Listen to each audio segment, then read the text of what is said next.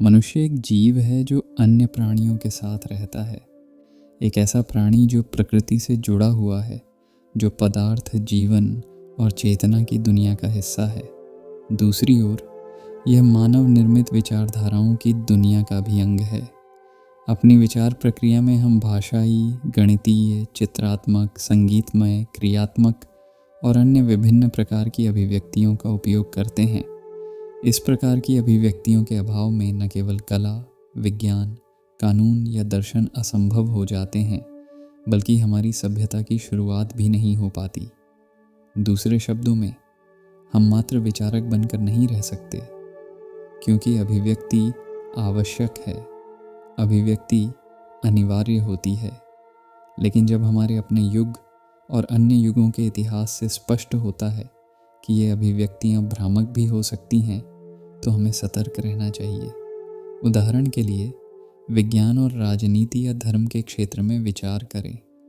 एक वर्ग की अभिव्यक्तियों की भाषा में विचार करके और उसके अनुसार कार्य करके हम किसी सीमा तक प्रकृति की मूल शक्तियों को समझ और नियंत्रित कर सकते हैं, जबकि दूसरे वर्ग की अभिव्यक्तियों की भाषा में विचार करके और उसके अनुसार कार्य करके हम इन शक्तियों का उपयोग चमत्कारों और सामूहिक आत्महत्या जैसी चीज़ों के लिए करते हैं। पहले वर्ग में तार्किक अभिव्यक्तियों को समझदारी से चुना गया, सत्यापित किया गया और भौतिक तथ्यों से मेल खाने वाले नियमों के अनुसार उन्हें व्यवस्थित किया गया। दूसरे वर्ग की अभिव्यक्तियाँ पूरी तरह से स्वेच्छाचारी रहीं, जिन्हें कभी ठीक से विश्लेषण नहीं किया गया और न ही मानव अस्तित्व के मूल तत्वों के साथ उनका संतुलन किया गया। इतना ही नहीं, इन अभिव्यक्तियों को सार्वभौमिक रूप से सम्मान दिया गया, भले ही वे पूर्ण रूप से निराधार थीं, जैसे कोई कल्पना वास्तविकता से भी अधिक वास्तविक मान ली जाए, केवल इसलिए कि किसी ने ऐसा दावा किया। धर्म और राजनीति के संदर्भ में वस्तुओं और घटनाओं को उचित शब्दों में व्यक्त नहीं किया गया, बल्कि ऐसा हुआ कि वस्तुओं और घटनाओं को ही विशेष भाषाई प्रतीकों के रूप में मान्यता दी जाने लगी। अब तक अभिव्यक्तियों का प्रयोग केवल उन्हीं क्षेत्रों में हुआ है जिन्हें हम अत्यधिक महत्वपूर्ण नहीं मानते। ऐसी सभी परिस्थितियों में जहां हमारी अपेक्षाओं का संबंध गहरी योजनाओं से है, हमने अभिव्यक्तियों के प्रयोग पर ज़रूरत से ज़्यादा जोर दिया है। यह प्रयोग न केवल निराधार मान्यताओं से प्रेरित रहा है, बल्कि हमने इसमें अनुयायियों की संख्या बढ़ाने और प्रभाव को अधिकतम करने तक की कोशिश की है। परिणाम यह हुआ कि जिन कार्यों को तुरंत और संकट की स्थिति में किया जाना चाहिए था, हम उन्हें लंबे समय तक और अधिक जटिलता के साथ करने के लिए सहमत हो गए। चूँकि मनुष्य अभिव्यक्तियों का प्रयोग करता है और उन पर विश्वास करता है, वह कट्टरपंथी बन सकता है, और कट्टरपंथी बन जाने के कारण वह बीच बीच में दिखने वाली समस्याओं को किसी रॉबर्ट्स या टीपी मैकगन के व्यक्तिगत सिद्धांतों में बदल सकता है। दूसरों को प्रभावित करने के लिए बीच बीच में दिखने वाली प्रवृत्तियों को स्टाइल आइकॉन या किसी नवीन तकनीकी आविष्कार के रूप में पेश कर सकता है। अपने समाज के प्रति बीच बीच में दिखने वाली सहनशीलता को राष्ट्रवाद के सुव्यवस्थित मूल्यों में बदल सकता है। यह संभव ही है कि हम कभी कभी होने वाली अशांति को किसी ऐतिहासिक उड़ान या फोर्स एंड टी पाई की जीवन यात्रा की नैतिकता में बदल सकते हैं, और इसी प्रकार अपने जीवन संघर्ष और अपनी असुरक्षाओं के प्रति बीच बीच में होने वाली दृढ़ता को एक ऐसे तर्क वितर्क से लैस स्थायी संकल्प के रूप में बदल सकते हैं, जिसने अब तक एक अलग तरह के विनाशकारी कट्टरपंथ के परिणामों से दुनिया की रक्षा करने में अपनी सफलता सिद्ध की है। क्या इससे दुनिया की हमेशा इसी तरह रक्षा हो पाएगी? इस प्रश्न का उत्तर नहीं दिया जा सकता। हम केवल इतना ही कह सकते हैं कि राष्ट्रवादी कट्टरपंथियों के पास अत्यधिक शक्तिशाली हो जाने से सहिष्णुता और उदारता के मूल्यों को मानने वालों का स्थान एक कदम और पीछे चला गया है। किताबों की सबसे श्रेष्ठ रचना भी कमज़ोर तर्कों की जगह नहीं ले सकती। यह एक सर्वमान्य सत्य है। फिर भी युगों युगों से अत्यंत गंभीर दार्शनिक, महान विचारक और धर्मशास्त्री अपनी जटिल कल्पनाओं को तथ्यों के रूप में प्रस्तुत करने की लगातार कोशिश करते आ रहे हैं। इतना ही नहीं, वे यह मानने लगे हैं कि अभिव्यक्ति किसी न किसी रूप में उससे अधिक वास्तविक है जिसका वह वर्णन करती है। इस सोच ने उनकी भाषा को और भी उलझा दिया है।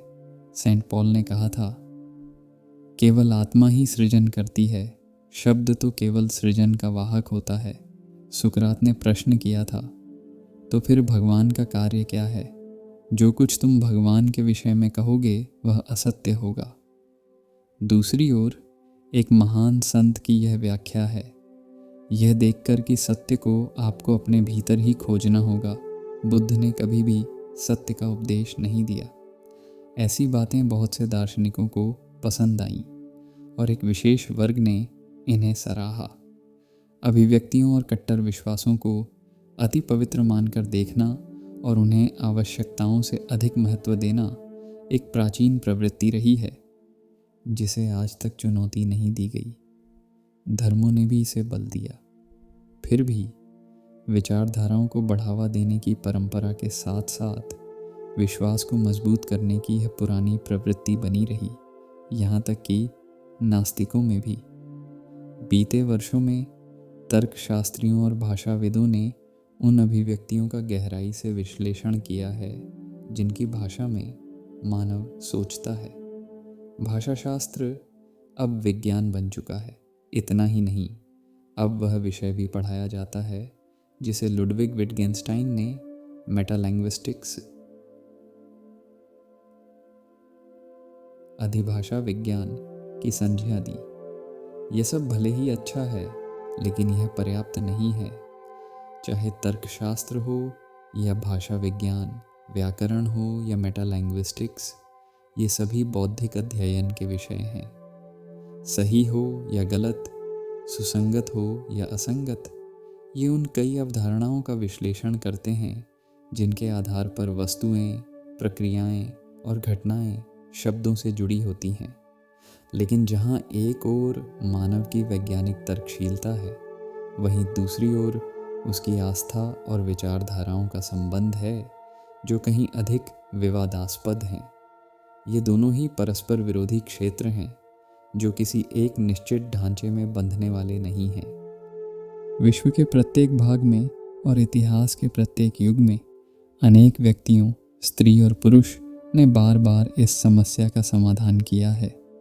जब इन लोगों ने कुछ कहा या लिखा तो उन्होंने किसी विचारधारा की रचना नहीं की, क्योंकि वे जानते थे कि प्रत्येक विचारधारा के प्रचार प्रसार की प्रवृत्ति होती है जिससे व्यक्तियों की अपेक्षा उनके शब्द अधिक महत्वपूर्ण हो जाते हैं। इन व्यक्तियों की दृष्टि में यह कभी आवश्यक नहीं था कि वे कोई पूर्व निर्धारित व्याख्या या धार्मिक मत प्रस्तुत करें। वे लोगों को अपनी विधियों और उपायों को स्वयं निर्धारित करने के लिए प्रेरित करना चाहते थे। वे मनुष्य को वहाँ तक ले जाना चाहते थे जहाँ वह अपनी समस्याओं और उनके समाधान का अनुभव कर सके। ज्ञान और ध्यान की इन अभिव्यक्तियों के इस संग्रह में पाठक को मनुष्य की मूलभूत समस्या का एक स्पष्ट आधुनिक दृष्टिकोण मिलेगा। साथ ही उसे यह भी स्वीकार करना होगा कि इस समस्या का समाधान केवल एक ही है। व्यक्ति स्वयं अपनी समस्या का समाधान कर सकता है। सामूहिक समाधान, जिनसे अनेक लोग अपनी आस्था जोड़ लेते हैं, कभी भी पूर्ण नहीं हो सकते।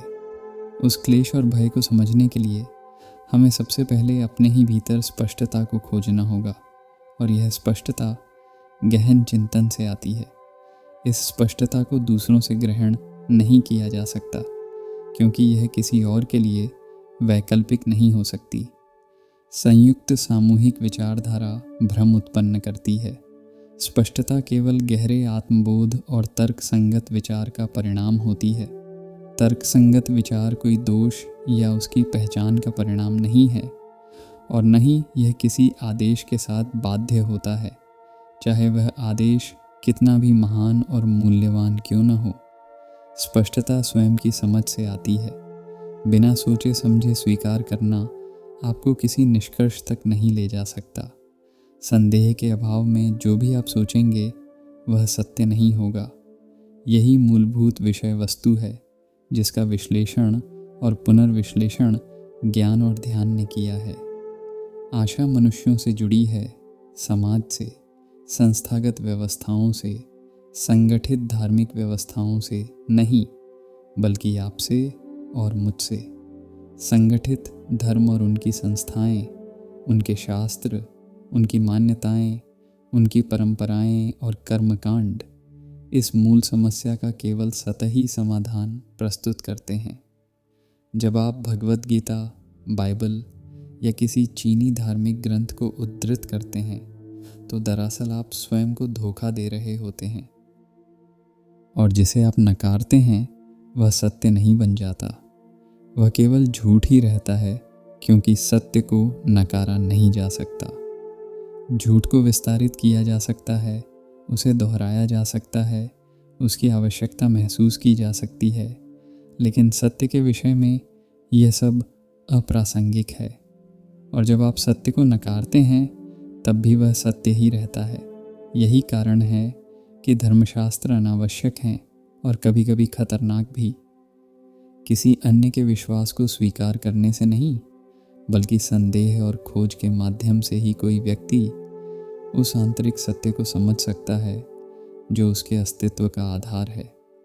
यह विश्वास कि कोई बाहरी प्रतीक, विधि या विचारधारा पूर्णतः प्रभावी हो सकती है एक भ्रम है, और हम अक्सर इतिहास की उन्हीं प्राचीन भ्रांतियों में उलझ जाते हैं। विश्वास अनिवार्य रूप से विभाजन उत्पन्न करता है। यदि आपके पास कोई विश्वास है और आप उसकी रक्षा में लगे रहते हैं तो आप उन व्यक्तियों से अलग हो जाते हैं जो किसी अन्य विश्वास की रक्षा कर रहे होते हैं। सभी संगठित विश्वास विभाजन पर आधारित होते हैं, भले ही वे भाईचारे का संदेश देते हों। जो व्यक्ति प्रतीकों और बाहरी क्रियाओं के माध्यम से अपनी आंतरिक समस्याओं को हल कर लेता है, वही वास्तव में विश्वास से मुक्त हो सकता है। जहाँ तक उसके व्यक्तिगत जीवन की समस्याओं का संबंध है, वह क्रियाशील कल्पनाओं को स्वीकार करता है, लेकिन वह उन्हें केवल साधन के रूप में देखता है, न कि अंतिम सत्य के रूप में। संरचित विश्वासों की रक्षा में लगे समुदाय और उनके अनुयायी इसीलिए सतर्क रहते हैं कि कोई भी उनके धार्मिक सिद्धांतों और संस्थानों की आलोचना न करे।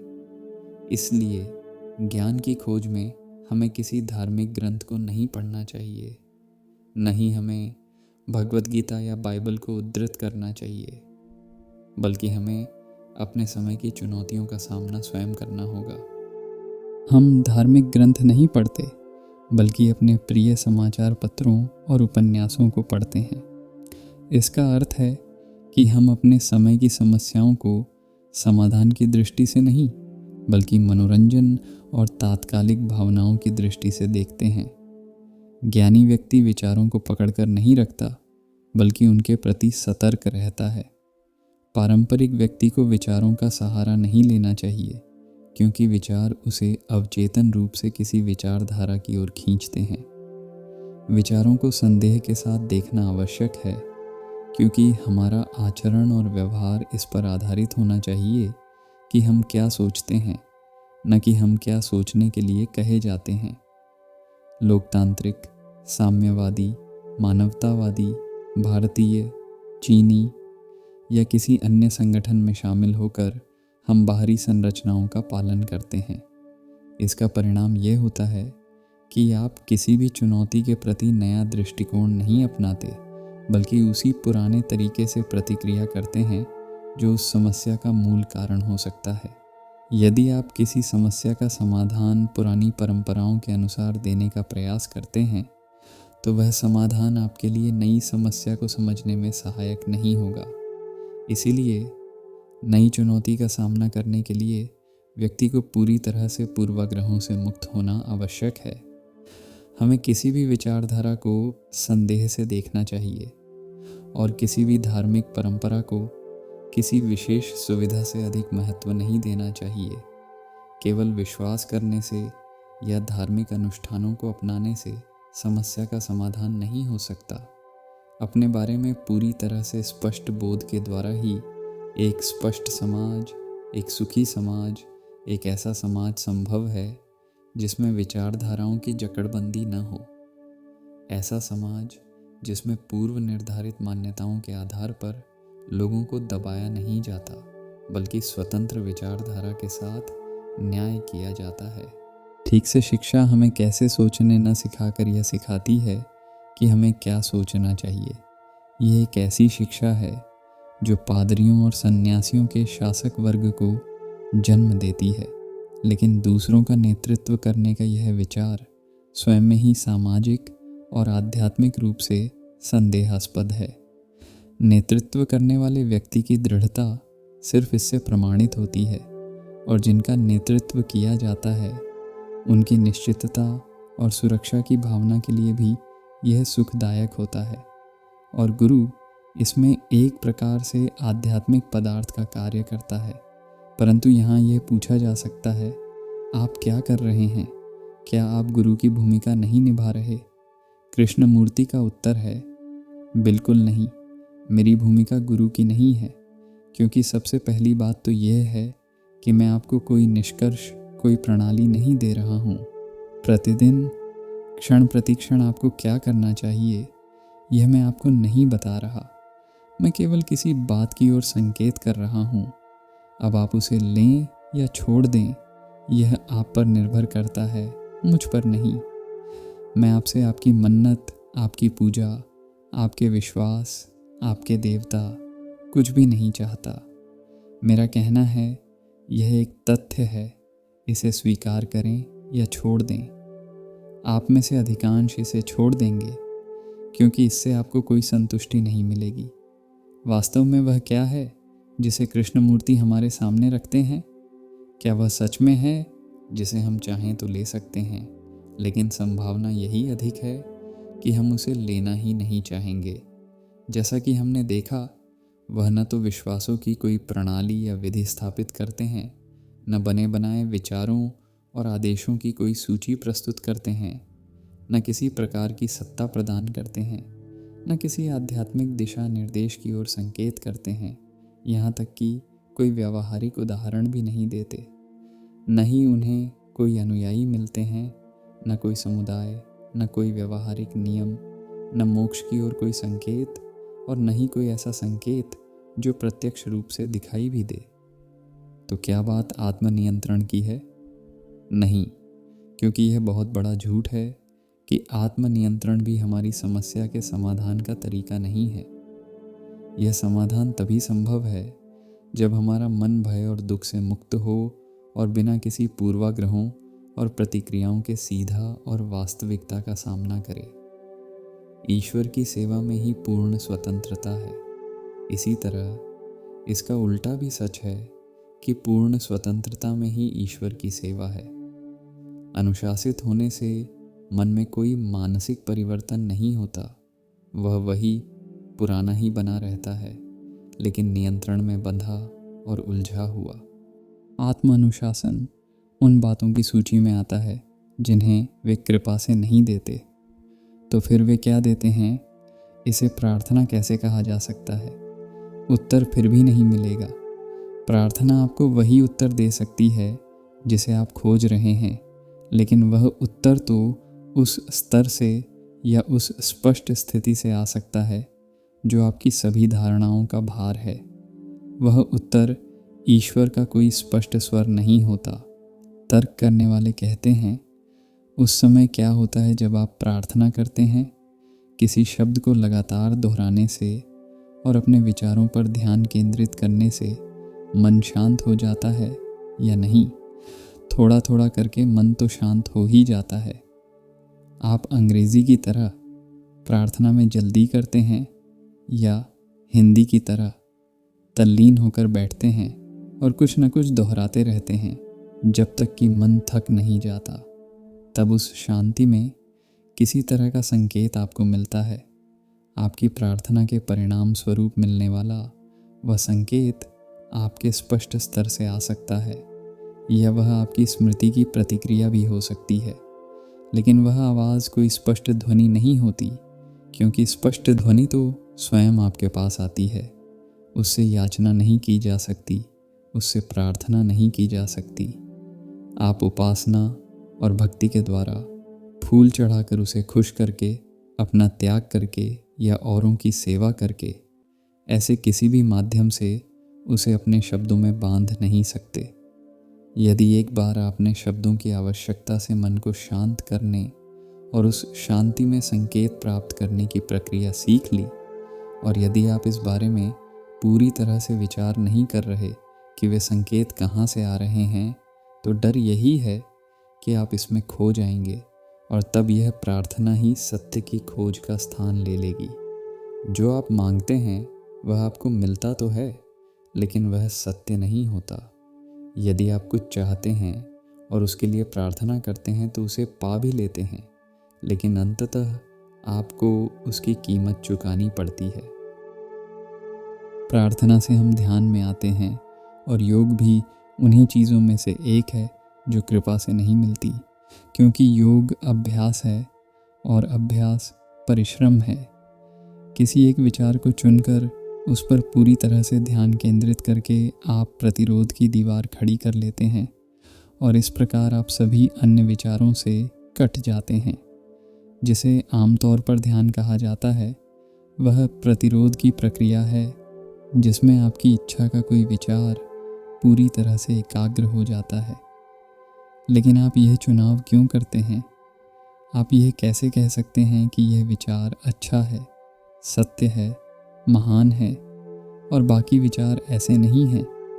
स्पष्ट है कि यह चुनाव सुख, पुरस्कार या उपलब्धि पर आधारित है। यह भी हो सकता है कि यह चुनाव व्यक्ति की परंपरा और संस्कृति की प्रक्रिया हो। आप चुनाव क्यों करते हैं? क्या आप हर विचार की परीक्षा नहीं लेते? जब आपकी कल्पना अनेक होती है तो आप केवल एक का चुनाव क्यों करते हैं? क्या आप हर विचार का परीक्षण नहीं करते, प्रतिरोध खड़ा करने के बजाय, या केवल एक विचार में, केवल एक कल्पना में ध्यान केंद्रित होने के बजाय? क्या आप हर कल्पना का जैसे जैसे वह उभरती है अध्ययन नहीं करते? असल में आप अनेक कल्पनाओं से बने हैं। आपके अनेक मनोभाव हैं, चाहे वे सतही हों या गहरे। तो फिर आप केवल एक को क्यों चुनते हैं और बाकी को अस्वीकार कर देते हैं? यही वह संघर्ष है जिसमें आप अपनी सारी शक्ति खर्च कर देते हैं, और इस संघर्ष से प्रतिरोध, विभाजन और द्वंद्व उत्पन्न होता है।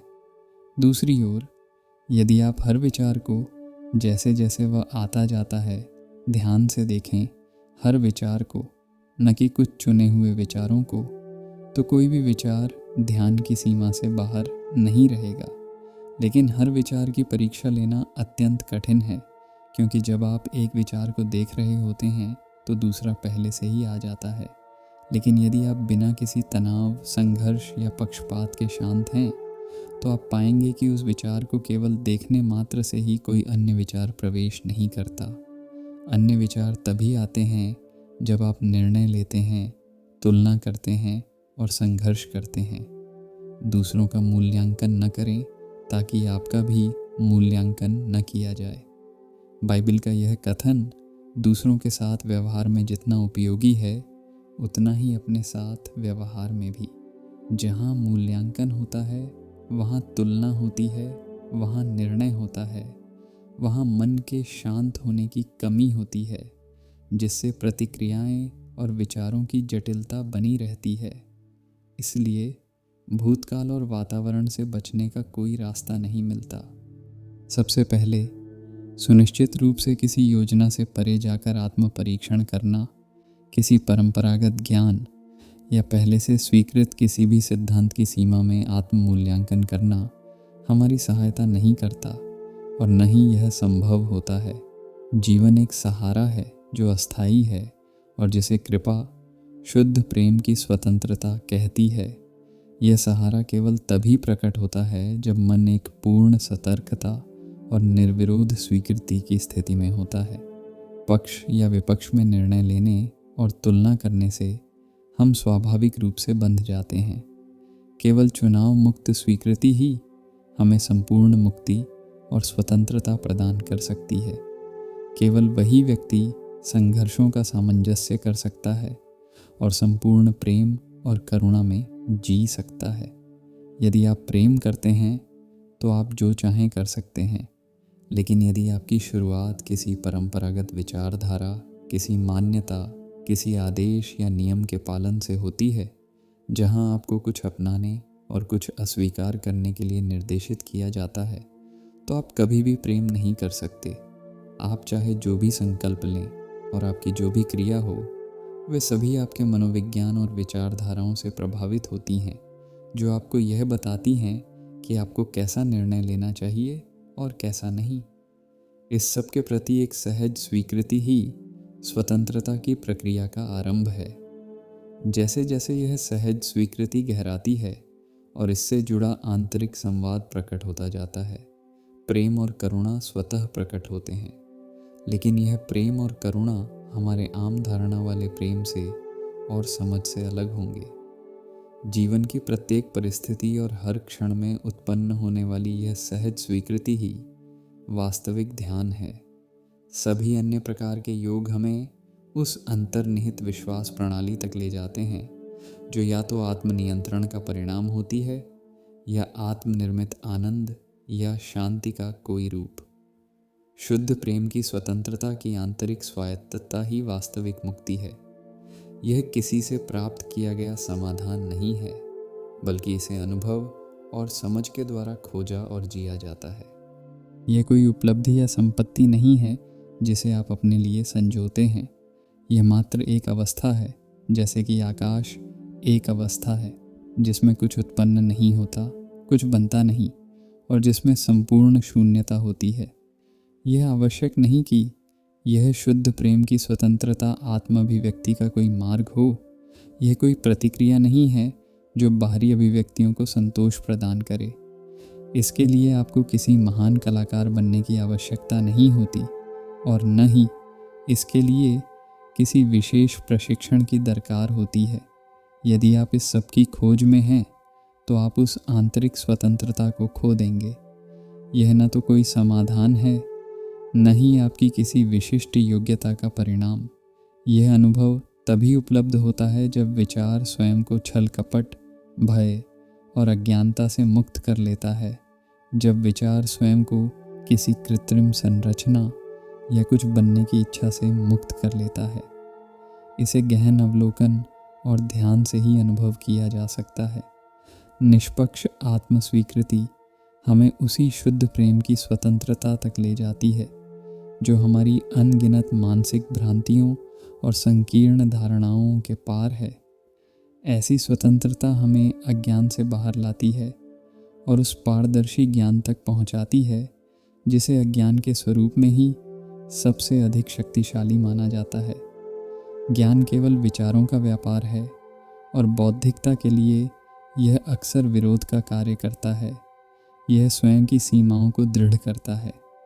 लेकिन जो मन शुद्ध प्रेम की स्थिरता तक पहुंच गया है, वही जान सकेगा कि प्रेम क्या है, वही समझेगा कि प्रेम करना किसे कहते हैं। प्रेम न तो भौतिक है, न ही अमूर्त। प्रेम तो प्रेम ही है। इसे तर्क या परिभाषा में बांधना व्यर्थ होगा। प्रेम अपनी सहजता में ही पूर्ण है। यह संपूर्ण है, यह निराकार है, यह असीमित है। सही कहा, असली संवाद वहीं संभव होता है जहां लोग एक ही समय में एक ही स्तर पर मिलते हैं। जब हमारे भीतर की धारणाएं, पूर्वाग्रह और संकल्पनाएं आड़े नहीं आती, तभी हम वास्तव में एक दूसरे को सुन सकते हैं। संवाद का सबसे बड़ा अवरोध यही है कि हम अक्सर सुनते नहीं हैं। हम सिर्फ उत्तर देने की प्रतीक्षा कर रहे होते हैं। हम अपने ही विचारों, सिद्धांतों और अनुभवों में इतने उलझे होते हैं कि सामने वाले की बात पूरी तरह आत्मसात ही नहीं कर पाते। अगर कोई विचार हमारे पूर्व धारणाओं से मेल नहीं खाता, तो हम तुरंत उसे खारिज कर देते हैं। इसी कारण से एक दूसरे को समझना कठिन हो जाता है। लयबद्ध संवाद तब संभव होता है जब हम अपनी धारणाओं से परे जाकर सुनते हैं। यह एक कला है, ऐसी कला जिसे सीखने के लिए किसी विशेष दर्शन शास्त्र या ग्रंथ की ज़रूरत नहीं होती, बल्कि एक सहज मानसिकता की आवश्यकता होती है। यह मानसिकता हमें खुद को और दूसरों को समझने के लिए तैयार करती है, बिना किसी पूर्व निर्धारित निष्कर्ष पर पहुँचे। हम जो भी सुनते हैं वह अक्सर हमारी अपनी मानसिक अवस्थाओं से गुजरकर हमारे भीतर दर्ज होता है। अगर मन शांत नहीं है तो वह सुनने की प्रक्रिया को बाधित करता है। या तो हम असहमति के डर से प्रतिक्रिया देते हैं या अपने ही विचारों में खो जाते हैं। इसलिए सुनने का वास्तविक अर्थ तभी खुलता है जब हम खुद को खाली कर लेते हैं, जब हम बिना किसी रुकावट के, बिना किसी प्रतिक्रिया की जल्दबाजी के सिर्फ सुनने के लिए सुनते हैं। जब तक हम अपने ही पूर्वाग्रहों में उलझे रहेंगे, तब तक संवाद एक वास्तविक पुल का काम नहीं कर पाएगा। वास्तविक संवाद तब होता है जब दोनों पक्ष स्वयं के बाहर आकर बिना किसी मानसिक अवरोध के एक साझा स्थान पर मिलते हैं, जहां विचारों की प्रतिस्पर्धा नहीं बल्कि एक सजीव बहाव होता है। सही कहा, जो है उसे ठीक से समझने के लिए हमें अपने मानसिक पूर्वाग्रहों से परे जाना होगा। जब हम किसी चीज़ को अपनी धारणाओं, मान्यताओं और पूर्व निर्धारित निष्कर्षों से देखना बंद कर देते हैं, तभी हम वास्तव में उसे जैसा है वैसा देख पाते हैं। अक्सर हम सत्य को अपनी इच्छाओं, भय और धारणाओं के चश्मे से देखते हैं। इससे हमारा जो है का अनुभव धुंधला हो जाता है। अगर हम किसी विचार, विश्वास या धारणा को पहले से ही सही या गलत मान लें, तो हम उसे पूरी तरह देखने और समझने की संभावना को ख़त्म कर देते हैं। वास्तविक समझ का आरंभ तब होता है जब हम निष्पक्ष होकर जो है को देखने के लिए तैयार होते हैं, बिना तर्क वितर्क, बिना विरोध और बिना अपनी मान्यताओं को उस पर थोपे। यह एक प्रयोग की तरह होता है जहां हमें अपने मन को खुला रखना होता है, बिना किसी निष्कर्ष पर पहुंचे। जो है को पूरी तरह देखने के लिए ज़रूरी है कि हम उसे बिना अपनी व्याख्या जोड़े देखें। अक्सर हम चीज़ों को वैसे नहीं देखते जैसे वे हैं, बल्कि वैसे देखते हैं जैसे हम उन्हें देखना चाहते हैं। यह अंतर ही भ्रम पैदा करता है। इसलिए अगर हम किसी चीज़ को समझना चाहते हैं तो हमें पहले उसे बिना किसी पूर्व निर्णय के देखना सीखना होगा, बिल्कुल वैसे जैसे एक वैज्ञानिक किसी प्रयोग को बिना किसी निष्कर्ष पर पहुंचे देखता है। जब हम ऐसा करते हैं तभी वास्तविक समझ उत्पन्न होती है। जो है उसे जानने के लिए निष्पक्ष दृष्टि और एक सजग मन की आवश्यकता होती है। जब हम किसी भी चीज़ के प्रति पूरी तरह ग्रहणशील होते हैं, बिना किसी पूर्वाग्रह या मानसिक अवरोध के, तभी हम उसे सही रूप में देख सकते हैं। हम अक्सर सत्य को अपनी धारणाओं, मान्यताओं और विचारधाराओं के चश्मे से देखते हैं। यह चश्मा हमारी व्यक्तिगत अनुभूतियों, संस्कारों और इच्छाओं से बना होता है। लेकिन यदि हम सच में जानना चाहते हैं कि जो है, तो हमें अपने भीतर की इस परत को हटाना होगा और बिना किसी पूर्व निर्धारित विचार के देखना होगा। अगर हम किसी चीज़ को पहले से ही सही या गलत मान लें, उसे एक निश्चित ढांचे में फिट करने की कोशिश करें, तो वह जो है उससे दूर हो जाते हैं। वास्तविकता का संपूर्ण अध्ययन तभी संभव है जब हम उसे ज्यों का त्यों देखें, बिना किसी निष्कर्ष पर पहुँचे। समस्या तब आती है जब हम अपने विश्वासों और धारणाओं को लेकर इतने दृढ़ हो जाते हैं कि उन्हें ही अंतिम सत्य मान लेते हैं। लेकिन जो है वह निरंतर परिवर्तनशील है, वह किसी भी स्थायी निष्कर्ष में नहीं बन सकता। यह समझने के लिए एक सजग और लचीला मन चाहिए, जो किसी भी विचार, धारणा या अनुभव से बंधा न हो। जो है उसे देखने के लिए मन को पूरी तरह स्वच्छ और निष्पक्ष बनाना पड़ता है। जब हम किसी चीज़ को एकदम खुली दृष्टि से देखते हैं, बिना किसी निर्णय के, तब हमें सच्ची अंतर्दृष्टि मिलती है। यही वास्तविक जागरूकता है, यही सच्ची समझ है। तुम्हारे विचारों में जो गहराई और स्पष्टता है, वो यह दिखाती है कि तुम सिर्फ शब्दों से संतुष्ट नहीं होते, बल्कि उनके पीछे छिपे सत्य को खोजने की कोशिश कर रहे हो। तुमने सही कहा कि कि आज की दुनिया में सिर्फ भारत ही नहीं बल्कि हर देश, हर समाज किसी न किसी रूप में बिखराव, संघर्ष और अशांति से जूझ रहा है। यह समस्या सिर्फ राजनीतिक या धार्मिक नहीं है, बल्कि यह हमारे आंतरिक द्वंद्व का प्रतिबिंब है। जब तक व्यक्ति स्वयं के भीतर स्पष्टता और संतुलन नहीं लाता, तब तक समाज में भी स्थिरता नहीं आ सकती। हमारे विचार, हमारी मान्यताएं और हमारी धारणाएं अक्सर हमें सत्य तक पहुंचने नहीं देती। हम किसी भी ग्रंथ, धर्म, दर्शन या विचारधारा को पढ़ते हैं, लेकिन उसे समझने के बजाय बस दोहराने लगते हैं। ऐसे में हम शब्दों के जाल में फंस जाते हैं और उनका वास्तविक अर्थ खो जाता है। यही कारण है कि चाहे वह गीता हो, बाइबल हो, कुरान हो या कोई भी विचारधारा, वे सब धीरे धीरे प्रचार का माध्यम बन जाते हैं, लेकिन वास्तविकता तक नहीं पहुंचाते। सत्य को जानने के लिए किसी शब्द, किसी ग्रंथ, किसी विचारधारा से चिपकना नहीं चाहिए, बल्कि हमें खुद अपने भीतर देखना होगा, बिना किसी पूर्वग्रह के, बिना किसी निष्कर्ष पर पहुँचे। क्योंकि जो है वह शब्दों में नहीं बंधता, वह केवल अनुभव में प्रकट होता है। तुमने जो सवाल किया, इस विखंडन, अनिश्चितता और अशांति के प्रति हमारी क्या प्रतिक्रिया होनी चाहिए, यह सबसे महत्वपूर्ण प्रश्न है। क्योंकि जब तक हम सही उत्तर नहीं खोज लेते, तब तक हम बस प्रतिक्रियाएं देते रहेंगे, समाधान तक नहीं पहुंचेंगे। इसका उत्तर किसी और से नहीं मिलेगा। ये केवल तब मिलेगा जब हम स्वयं अपनी चेतना के स्तर पर इसे महसूस करेंगे, जब हम बिना किसी निष्कर्ष के देखेंगे, जब हम बिना किसी पक्षपात के निरीक्षण करेंगे, तब हमें समझ में आएगा कि यह बिखराव बाहर नहीं बल्कि हमारे ही मन में है। तुम्हारी सोच पहले से ही इस दिशा में बहुत गहरी जा रही है। अब सवाल सिर्फ यह है कि क्या तुम अपने भीतर इतनी स्पष्टता और शांति ला सकते हो कि यह बाहरी दुनिया की उलझनों से प्रभावित न हो। यही असली समझ है, यही असली समाधान है। तुम्हारी बातों में गहरी अंतर्दृष्टि है। तुम केवल बाहरी घटनाओं को देखने तक सीमित नहीं हो, बल्कि उनके मूल कारणों को भी समझना चाहते हो। यही एक सोचने वाले व्यक्ति की पहचान होती है। तुमने सही कहा कि हम अक्सर केवल दर्शक बने रहते हैं, निष्क्रिय, प्रतिक्रियाशील, लेकिन कभी सक्रिय रूप से भाग नहीं लेते। हम किताबें पढ़ते हैं, विचारों को सुनते हैं, लेकिन खुद लिखने या खुद सोचने से कतराते हैं। यह सिर्फ भारत की समस्या नहीं है, बल्कि पूरे विश्व की समस्या है।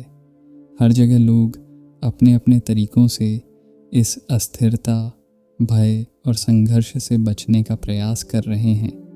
कोई राजनीति में, कोई धर्म में, कोई धन संपत्ति में, तो कोई किसी और विचारधारा में।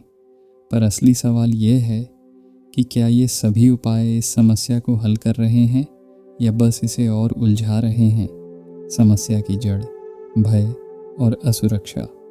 हमारा समाज जितना अधिक असुरक्षित महसूस करता है, उतनी ही अधिक संरचनाओं की रचना करता जाता है। धर्म, राजनीति, बैंकिंग सिस्टम, सामाजिक संस्थाएं और भी बहुत कुछ। इन सब का मूल उद्देश्य था सुरक्षा प्रदान करना, लेकिन धीरे धीरे ये खुद ही सत्ता और नियंत्रण के साधन बन गए। इसीलिए जब भी हम किसी भी विचारधारा या व्यवस्था पर पूरी तरह निर्भर हो जाते हैं, हम अनजाने में अपनी स्वतंत्रता खो देते हैं। क्या सच में कोई समाधान है? तुमने सही कहा कि अधिकतर लोग समस्याओं का समाधान खोजने के बजाय किसी न किसी नेता, गुरु या विचारधारा की ओर भागते हैं। ऐसा इसलिए होता है क्योंकि स्वयं सोचना कठिन है, स्वयं समझना कठिन है और स्वयं खोजना सबसे कठिन है। लेकिन अगर हम वाकई समाधान चाहते हैं तो हमें खुद अपने भीतर देखना होगा, न कि किसी बाहरी व्यवस्था पर निर्भर रहना होगा। तंत्र सिर्फ एक व्यवस्था है जो संपूर्ण रूप से तंत्र है। यदि आपको इससे बचना है तो आपको इसे समझना होगा। यह या तो आर्थिक, सामाजिक या धार्मिक दुखों के समाधान के रूप में प्रस्तुत किया जाता है और फिर भी यह खतरनाक होता है। तो क्या तंत्र महत्वपूर्ण हो जाता है, चाहे वह कोई भी धार्मिक व्यवस्था हो, पूरब की या पश्चिम की, तंत्र महत्वपूर्ण हो जाता है। यह दर्शन या विचारधारा महत्वपूर्ण हो जाती है, न कि मानव। और इसी विचार के लिए, इसी विचार संप्रदाय के लिए आप सभी मानव जाति का बलिदान करने को तैयार हो जाते हैं। यही आज दुनिया में हो रहा है। यह केवल मेरी व्याख्या नहीं है। यदि आप निरीक्षण करें तो आप देखेंगे कि यही हो रहा है। तंत्र प्रणाली महत्वपूर्ण हो गई है, क्योंकि जब तंत्र प्रणाली अनुपयोगी हो जाती है, तब मनुष्यों ने, आपने और मैंने इसे महत्व दे दिया है। और उस तंत्र प्रणाली को संचालित करने वाले, चाहे वे धार्मिक हों या सामाजिक, चाहे वे पूरब के हों या पश्चिम के, वे अधिकार प्राप्त करने लगते हैं, उसे स्वीकार कर लेते हैं और इस प्रकार आपकी, एक निर्दोष व्यक्ति की स्वतंत्रता छीन लेते हैं। यही हो रहा है। तो इस अराजकता, इस संघर्ष का कारण क्या है? यह दुख, यह संघर्ष, ये कैसे उत्पन्न हुआ है? युद्धों के इस अर्थ और हानि का क्या कारण है? तीसरे विश्व युद्ध के खतरे, ये सब कैसे उत्पन्न हो रहा है? इसका कारण क्या है? स्पष्ट रूप से यह हमारी नैतिक और आध्यात्मिक मूल्यों की उपेक्षा और अनदेखी है। यह भौतिक वस्तुओं के मूल्यों के प्रति हमारी अत्यधिक चिंता है, चाहे वे वस्तुएं हाथ से बनाई गई हों या मन से। जब कोई मूल्य हमारे पास नहीं बचता, तब क्या होता है? जितना अधिक हम भौतिक वस्तुओं के बाहरी मूल्यों पर ध्यान केंद्रित करते हैं, उतनी ही अधिक उलझन बढ़ती जाती है। यह मेरी कोई निजी धारणा नहीं है। आपके मूल्य, आपकी परंपरा, आपकी आर्थिक और सामाजिक स्थिति, मन, हाथ से निर्मित वस्तुओं पर आधारित है। इसे समझने के लिए आपको किसी गुरु की आवश्यकता नहीं है। हम बाहरी मूल्यों में ही जीते और कार्य करते हैं, और हमने उसमें अपनी संपूर्ण पहचान खो दी है।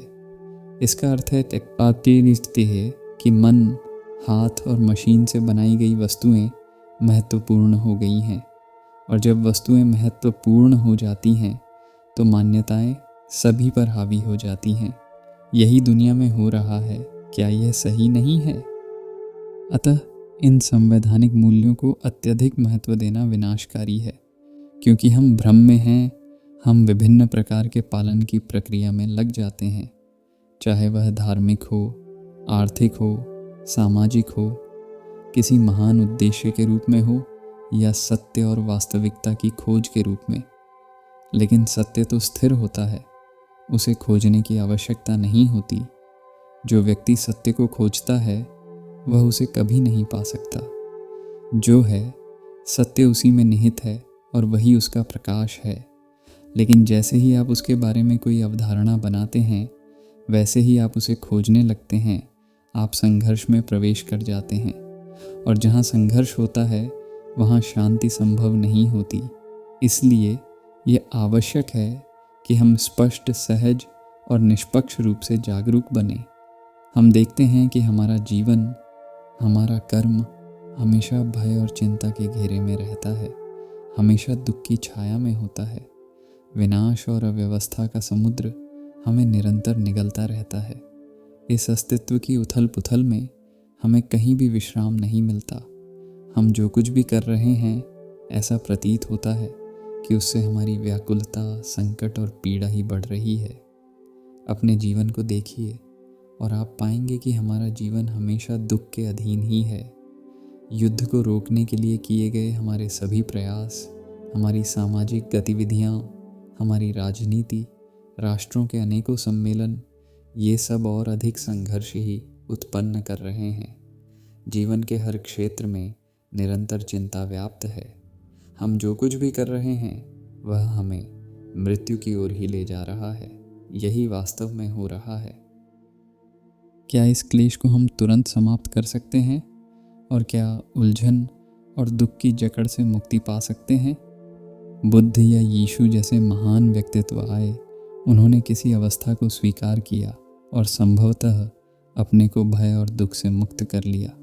लेकिन वे कभी भी दुख का नाश नहीं कर सके, न ही कभी पीड़ा को पूरी तरह समाप्त कर सके।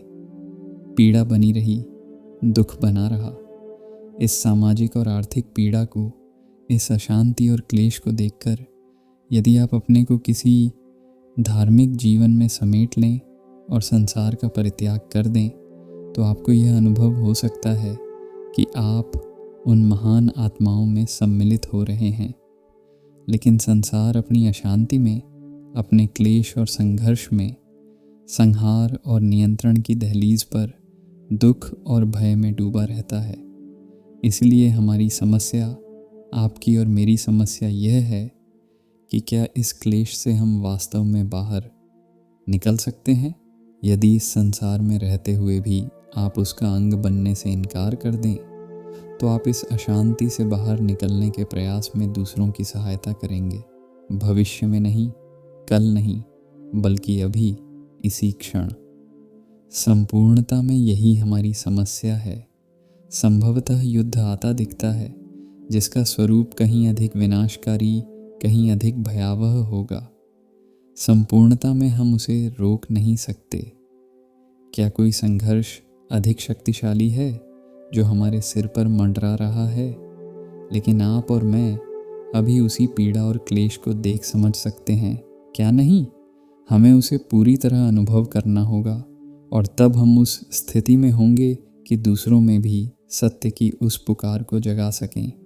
दूसरे शब्दों में, क्या आप वास्तव में मुक्त हो सकते हैं? क्योंकि इस क्लेश से बाहर निकलने का यही एक मार्ग है। विरोध केवल वर्तमान में संभव है, लेकिन यदि आप कहें मैं इसे कल करूँगा, तो पीड़ा की जड़ें आप पर अधिकार जमा लेंगी और आपको हमेशा उसकी पकड़ में रहना होगा। क्या मृत्यु की वह स्थिति संभव है जब आप सत्य को स्वयं तुरंत ही प्रश्न करके स्वीकार कर लें और इस प्रकार भ्रम को पूरी तरह से समाप्त कर दें? मेरा निवेदन है कि केवल समझना ही एक संभावना है। मेरा मानना है कि यह किया जा सकता है और किया जाना चाहिए, लेकिन किसी विश्वास या स्वीकृति के आधार पर नहीं। इस निराधार व्यवस्था को अपनाना, जिसका अर्थ पीढ़ियों से पारित झूठ को छोड़कर एक नई व्यवस्था स्थापित करना नहीं है, बल्कि एक वास्तविक और मौलिक परिवर्तन लाना ही सत्य है। यही एक चुनौती है। जिसे आमतौर पर व्यवस्था कहा जाता है, वह वास्तव में दक्षिणी विचारों का ही एक रूप है, जिसे उत्तरवादी विचारों के अनुरूप समायोजित करके रखा गया है। यदि दक्षिणी विचार अस्तित्ववादी मूल्यों पर आधारित हैं, तो उत्तरवादी विचार भी वैसे ही हैं, बस वे केवल रूप और अभिव्यक्ति में भिन्न हैं। इसलिए सत्य केवल तभी संभव है जब आप, एक जागरूक व्यक्ति, दूसरों के साथ अपने संबंधों में ईमानदार हों। वास्तव में दूसरों के साथ संबंध, चाहे वह आपकी पत्नी, आपके पुत्र, आपके अधिकारी या आपके पड़ोसी के साथ हो, ही समाज है। समाज अपने आप में कुछ नहीं है। जो संबंध आपने और मैंने निर्मित किए हैं, वही समाज है। समाज हमारी व्यक्तिगत, आध्यात्मिक और वैज्ञानिक अवस्थाओं का ही प्रतिबिंब है। इसलिए यदि आप और मैं स्वयं को नहीं समझते, तो बाहरी परिवर्तन का कोई महत्व नहीं रह जाता, क्योंकि वह केवल एक सतही प्रतिबिंब होगा।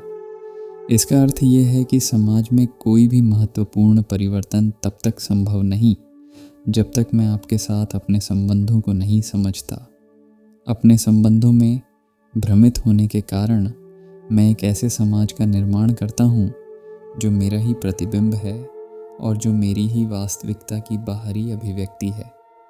यह एक स्पष्ट तथ्य है जिस पर हम विचार कर सकते हैं। हम इस प्रश्न पर बहस कर सकते हैं कि समाज ने हमें निर्मित किया है या हमने समाज को। इसलिए क्या यह एक स्पष्ट तथ्य नहीं है कि हमारे दूसरों के साथ संबंधों में जो कुछ भी मैं हूँ, उसी ने समाज को निर्मित किया है, और बिना स्वयं में मौलिक परिवर्तन लाए समाज के बुनियादी ढांचे में कोई वास्तविक परिवर्तन संभव नहीं है।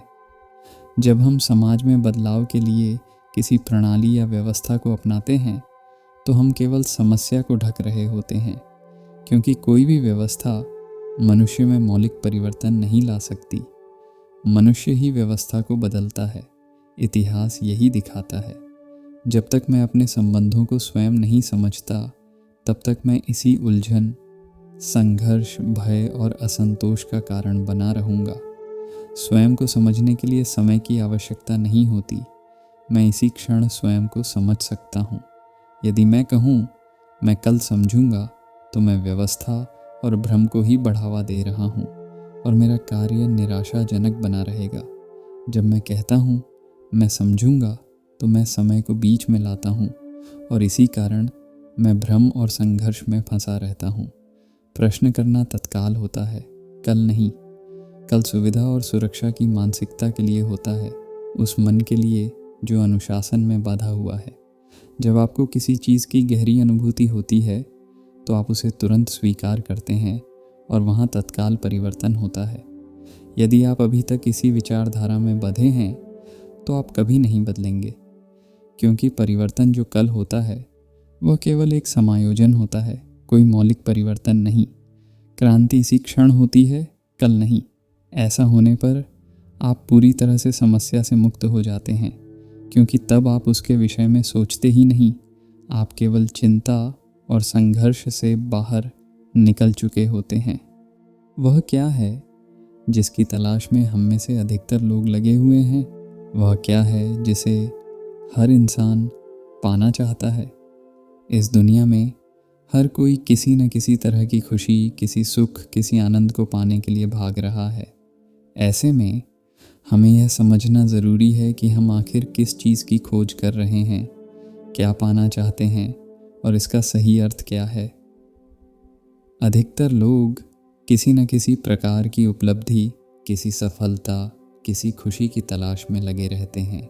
धन, शक्ति, प्रसिद्धि से भरी इस दुनिया में हम ऐसा स्थान चाहते हैं जहां हमें सच्ची खुशी मिले।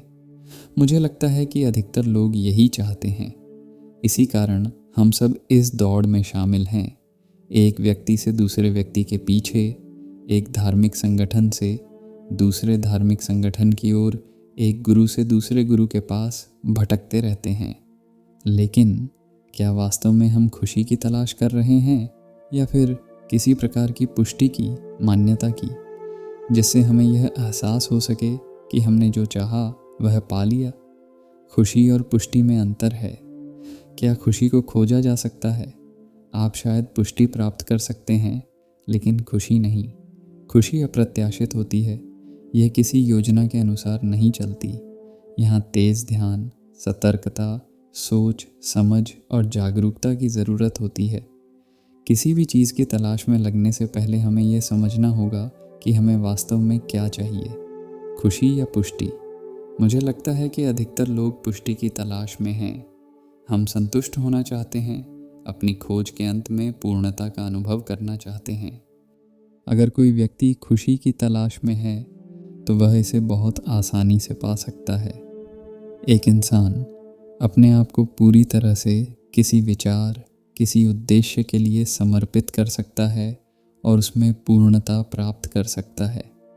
लेकिन क्या ऐसा करने से समस्या का समाधान हो जाता है? क्या किसी विचार में खो जाने से वास्तव में संतोष मिलता है? हम अक्सर अपनी खोज को बाहरी चीज़ों में ढूंढते हैं, किसी गुरु के पास, किसी संगठन में, किसी धार्मिक स्थान पर। लेकिन असल में हमारी समस्या हमारे भीतर है, हमारे मन की अस्थिरता में है। जब तक हम अपने भीतर की शांति को नहीं समझते, तब तक कोई भी बाहरी उपाय हमें स्थायी समाधान नहीं दे सकता। हम दूसरों की बातों से प्रभावित होकर किसी निष्कर्ष पर पहुंचते हैं, किसी ग्रंथ में, किसी उपदेश में, किसी विशेष व्यक्ति की बातों में हमें समाधान नज़र आता है। लेकिन क्या इससे सच में समाधान मिलता है? अगर हाँ, तो फिर भीड़ क्यों भटक रही है? क्यों लोग अलग अलग रास्तों को आजमाते रहते हैं? दरअसल हम बाहरी चीज़ों में जो तलाश कर रहे हैं, वह हमें तभी मिलेगा जब हम अपने भीतर झांकेंगे। हम स्थायी सुख, सच्ची शांति की तलाश में हैं, जिसे हम कई नामों से पुकारते हैं, ईश्वर, सत्य, आत्मज्ञान। लेकिन नाम कोई फर्क नहीं डालता, क्योंकि नाम से वस्तु परिभाषित नहीं होती। तो फिर हम क्या चाहते हैं? क्या हम किसी ऐसी चीज़ की तलाश में हैं जो स्थायी हो, जो हमें निश्चितता दे, जो हमें आंतरिक संतोष प्रदान करे। क्योंकि हम खुद को ही ठीक से नहीं जानते, इसीलिए हम भटकते रहते हैं। हमारे पास शास्त्रों का ज्ञान हो सकता है, लेकिन जब तक हमें खुद कोई अनुभव न हो तब तक वह ज्ञान अधूरा रहता है। सवाल यह है, क्या हम वास्तव में समझने के लिए तैयार हैं, या सिर्फ किसी विचार, किसी विश्वास को पकड़कर जीना चाहते हैं? तुम जो स्थायी कहते हो वह क्या है? तुम जिसे पाने की कोशिश कर रहे हो वह असल में क्या है? क्या वह कोई अनुभव है, कोई भावना, या कोई ऐसी स्थिति जो कभी न बदले? क्या तुम स्थायी आनंद, स्थायी सुरक्षा या स्थायी निश्चितता की तलाश में हो? अगर हम अपने विचारों और शब्दों से परे जाकर देखें तो हम पाएंगे कि हम जिस चीज़ को स्थायी मानते हैं वह केवल हमारी कल्पना है। हम स्थायी सुख चाहते हैं, लेकिन सुख हमेशा बदलता रहता है। हम स्थायी शांति चाहते हैं, लेकिन मनुष्य का स्वभाव ही अस्थिर है। क्या ऐसा कुछ संभव है जो कभी न बदले, जो हमेशा वैसा ही बना रहे? अगर ऐसा कुछ है तो उसे शब्दों में नहीं बांधा जा सकता, क्योंकि शब्द तो स्वयं बदलते रहते हैं। हम भगवान, सत्य, आत्मा या किसी और चीज़ के नाम पर स्थायित्व की खोज करते हैं, लेकिन क्या हम सच में समझते हैं कि हम क्या खोज रहे हैं? जब तुम कहते हो मैं स्थायी खुशी चाहता हूँ, तो क्या तुम जानते हो कि वह कैसी होती है, या तुम सिर्फ एक विचार के पीछे भाग रहे हो? शायद इस खोज से पहले यह समझना ज़रूरी है कि खोजने वाला कौन है। क्या वह व्यक्ति जो खोज रहा है वह स्वयं स्थायी है? क्या तुम्हारे विचार, इच्छाएं, भावनाएं स्थायी हैं? अगर वे नहीं हैं तो तुम स्थायित्व की उम्मीद कैसे कर सकते हो? शायद सवाल स्थायित्व का नहीं, बल्कि यह जानने का है कि जो कुछ भी है उसे हम पूरी तरह समझ सकते हैं या नहीं। अगर हम जीवन के हर क्षण को पूरी तरह समझ लें, बिना उसे बदलने की कोशिश किए, तो क्या हमें कुछ और खोजने की ज़रूरत होगी? हम जिस स्थिति में भी आते हैं वहाँ हमें सत्यता और गहराई से स्वयं से यह प्रश्न करना चाहिए कि शांति, सुख, संतोष, निष्कपटता, ईश्वर या जिसे भी आप कहना चाहें, क्या वह कोई दूसरा हमें दे सकता है? स्वयं को वास्तव में समझने के साथ निष्कपटता और उत्साह जो आंतरिक खोज से उत्पन्न होता है, क्या वह इस लगातार संघर्ष और उपलब्धि से हमें प्राप्त हो सकता है? क्या किसी ग्रंथ को खोजने, किसी का अनुसरण करने, किसी विशेष संगठन का सदस्य बनने या फिर पुस्तकों को पढ़ने से यह संभव होगा? वास्तव में मुख्य समस्या यही है कि जब तक मैं स्वयं को नहीं समझता, विचार के लिए मेरे पास कोई आधार नहीं है और मेरी संपूर्ण खोज व्यर्थ होगी। मैं भाषण दे सकता हूँ, मैं संघर्षों और वाद विवादों से भाग सकता हूँ, मैं दूसरों की नकल कर सकता हूँ, मैं किसी और के प्रभाव से प्रेरित हो सकता हूँ, लेकिन जब तक मैं स्वयं ही अज्ञानी हूँ, जब तक अपनी समस्त क्रियाओं के प्रति मैं निष्क्रिय हूँ, तब तक मेरे विचार, मेरी बुद्धि, मेरे कर्म का कोई आधार नहीं है। लेकिन स्वयं को जानना ही हमारी कोई इच्छा नहीं होती, जबकि केवल वही एकमात्र आधार है जिस पर किसी भी निर्माण की संभावना हो सकती है। लेकिन इससे पहले कि हम कुछ बनाएं, कुछ परिवर्तन करें, किसी चीज़ की योजना बनाएं या उसे नष्ट करें, यह जानना आवश्यक है कि हम क्या हैं। खोजने के लिए निकलना, आचार्यों, गुरुओं को बदलते रहना, तपस्या और ध्यान का अभ्यास करना, कर्मकांडों में लिप्त रहना, महापुरुषों के पीछे चलना और इसी प्रकार की अन्य चीज़ें, क्या यह सब आवश्यक है? इनका कोई अर्थ नहीं है, चाहे वे ही लोग क्यों न कहें जिनका हम अनुसरण कर रहे हैं। वे कहते हैं स्वयं का अध्ययन करो, क्योंकि जो हम हैं वही यह संसार है। यदि हम भ्रमित हैं, संकुचित सोच रखते हैं, भयभीत हैं, लालची हैं, तो हम अपने चारों ओर उसी का निर्माण करते हैं। यही वह समाज है जिसमें हम रहते हैं। मुझे लगता है कि सत्य या ईश्वर की खोज शुरू करने से पहले, इस विषय में कुछ भी करने से पहले और समाज में अपने संबंधों को स्थापित करने से पहले, हमें सबसे पहले स्वयं को समझना होगा। मैं उसी व्यक्ति को गहराई से समझता हूँ जिसका पहला संघर्ष इसी बात से है, न कि उसे किसी विशेष लक्ष्य तक पहुंचने के लिए संघर्ष करना पड़ रहा है। क्योंकि यदि आप और मैं स्वयं को ही नहीं समझते तो समाज में, संबंधों में या जो कुछ भी हम करते हैं उसमें व्यावहारिक स्तर पर कोई वास्तविक परिवर्तन कैसे ला सकते हैं। इसका अर्थ यह नहीं है कि संबंधों से अलग हो जाना चाहिए या उनके खिलाफ होना चाहिए। स्पष्ट है कि इसका अर्थ न तो समाज या अन्य व्यक्तियों को विशेष महत्व देना है और न ही उन्हें महत्वहीन मानना है। इसलिए बिना स्वयं को जाने, बिना अपनी सोच की गहराई को समझे, बिना अपनी धार्मिक भावनाओं की परख किए, बिना यह जाने कि कला, धर्म, देश, पड़ोसी और स्वयं के बारे में आपके विभिन्न विश्वास क्यों हैं, आप किसी भी चीज़ की सटीक समझ कैसे विकसित कर सकते हैं। यदि आप अपनी ही धार्मिक भावना को नहीं जानते, यदि आप यह नहीं जानते कि आपके विचारों का आधार क्या है और उनका स्रोत क्या है, तो निश्चित रूप से आपकी खोज एक व्यर्थ प्रयास होगी और आपके संघर्ष का कोई वास्तविक अर्थ नहीं होगा। आप चाहे हिंदू हों, मुस्लिम हों या किसी और धर्म को मानने वाले, इसका कोई विशेष महत्व नहीं है। जीवन का अंतिम लक्ष्य क्या है? इस गहरे अमूर्त विचार, संघर्ष, राष्ट्रों के बीच संवाद और युद्ध का वास्तविक अर्थ क्या है? इन सबको समझने से पहले हमें खुद को समझना होगा। यह सुनने में आसान लगता है, लेकिन यह वास्तव में बहुत कठिन है। यह जानने के लिए कि हमारी सोच और विचार प्रक्रिया कैसे काम करती है, हमें पूरी तरह से जागरूक होना पड़ेगा। जैसे जैसे व्यक्ति अपनी सोच, आदतों और भावनाओं की गहराई को समझता है, वैसे वैसे उसकी स्पष्टता केवल स्वयं के लिए ही नहीं, बल्कि अपने आसपास के लोगों के लिए भी बढ़ती जाती है। खुद को जानने का अर्थ है अपने विचारों, कार्यों और प्रतिक्रियाओं का अध्ययन करना, और यही वास्तविक संबंधों की नींव है। समस्या ये है कि हम इतने अधीर हैं कि बस आगे बढ़ना चाहते हैं, किसी लक्ष्य को प्राप्त करना चाहते हैं, और इसी कारण हमारे पास अध्ययन और निरीक्षण के लिए न समय होता है और न अवसर।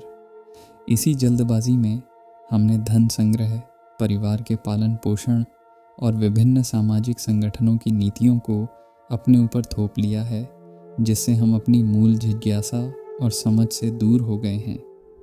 हमने अपने दिमाग में इतनी सारी धारणाएं जमा कर ली हैं कि हमारे पास सोचने, निरीक्षण करने और अध्ययन करने का समय ही नहीं बचा। इसलिए वास्तव में हमारी सभी क्रियाओं की जिम्मेदारी केवल हमारी अपनी है, किसी और की नहीं। पूरे विश्व में गुरुओं और उनकी परंपराओं का अनुसरण करना, किसी विषय पर नवीनतम ग्रंथों को पढ़ना, ये सभी मुझे एक और भ्रम और भटकाव की तरह लगते हैं। क्योंकि चाहे हम पूरी दुनिया की यात्रा कर लें, अंततः हमें अपने ही भीतर लौटना पड़ता है। और शायद यही कारण है कि अधिकांश लोग स्वयं से पूरी तरह अनजान रहते हैं।